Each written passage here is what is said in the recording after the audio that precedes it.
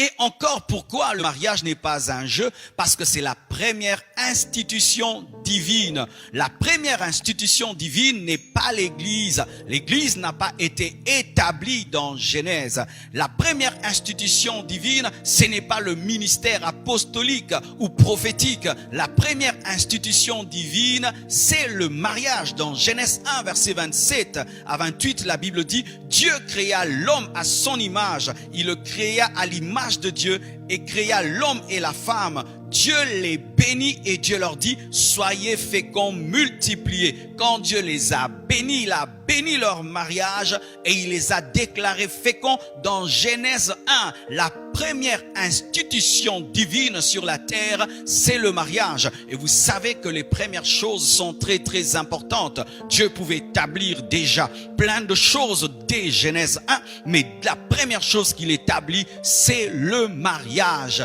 Le mariage n'est pas un jeu parce que c'est une institution et pas n'importe quelle institution, c'est la première des institutions divines. Et la première attaque du diable sur la terre, ce n'était pas contre le ministère, ce n'était pas contre un gouvernement, ce n'était pas contre la richesse et l'abondance. La première attaque du diable sur la terre, c'était contre le mariage. Et donc, entrer dans le mariage sans comprendre le mariage, tu entres dans un combat sans savoir que tu entres dans un combat, car se marier, c'est entrer en guerre.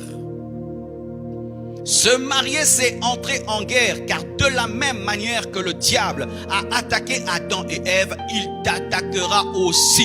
Il t'attaquera aussi. Je n'ai pas besoin de prophétie pour savoir que le diable attaque mon mariage. Je n'ai pas besoin de vision pour savoir que le diable attaque mon mariage. Certains mariés, vous attendez qu'on vous prophétise. Nous voyons des combats contre votre mariage. Mais le diable attaque toujours et doit attaquer le mariage. Le jour où le diable arrêtera d'attaquer le mariage, il s'est converti. Et nous savons qu'il ne se convertira jamais et il ne peut naître de nouveau. Le diable attaque principalement le mariage parce que toute la société est bâtie sur le mariage. Dieu pouvait remplir la terre des milliards d'hommes automatiquement, comme il a fait avec les plantes, comme il a fait avec les insectes, les oiseaux, comme il a fait avec les poissons. Pourquoi Dieu n'avait-il pas créé directement des milliards d'hommes? Parce qu'il est tout puissant, mais il a créé d'abord un homme, une femme qui devaient se marier. Pourquoi? Parce que c'est le socle de son plan, c'est la stratégie de son plan. Lorsque Dieu veut envoyer un prophète sur la terre, il entre dans un mariage. Lorsque Dieu veut envoyer un roi sur la terre, il entre dans un couple. Lorsque Dieu veut envoyer un instrument sur la terre, il entre dans un mariage. C'est pourquoi lorsque Jésus-Christ devait venir sur la terre, il devait entrer dans le couple de Joseph et de Marie. C'est pourquoi Satan combattra toujours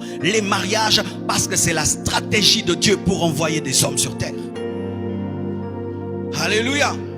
Alors, frères, sœurs, sachez qu'il ne faut pas blaguer à se marier. Il ne faut pas blaguer. Il ne faut pas. Tu entres dans le mariage en blaguant, tu vas pleurer et tu vas souffrir. Je te le dis, tu souffriras et tu pleureras. Et là, ton père ne pourra rien faire. Ton pasteur ne pourra rien.